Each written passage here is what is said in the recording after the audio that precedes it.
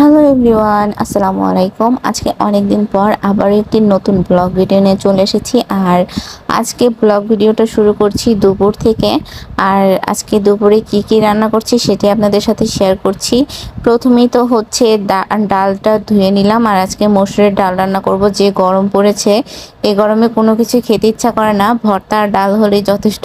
তারপরে এই তো হচ্ছে আগে ডালটা ভালো করে ধুয়ে নিয়েছিলাম। তারপরে এখন বেশি করে কাঁচামরিচ দিলাম, তারপরে বেশি করে পেঁয়াজ কুচি আর রসুন, আস্ত রসুন দিয়ে দিয়েছি বেশি করে। দিয়ে এখন ডালটাকে সিদ্ধ করে নিব। আর এদিক দিয়ে কিছুটা মশলা বেটে নিয়েছি। এখানে জিরা বাটা, তারপরে পেঁয়াজ রসুন বাটা, তারপরে এখানে পেঁয়াজ কেটে নিয়েছি। আর তার সাথে তো কাঁচামরিচ বেটে রেখেছিলাম। তারপরে এই তো ডালটা সিদ্ধ হয়ে গিয়েছে। তারপর হলুদ লবণ দিয়ে ডালটাকে ঘোটা দিয়ে পানি দিয়ে দিয়েছি বেশি করে। তারপরে এখন ডালটা ভালো করে বলক ওঠার পর এখন ডালটাকে ফোড়ন দিয়ে নিব। আর এদিক দিয়ে হচ্ছে একটু বেশি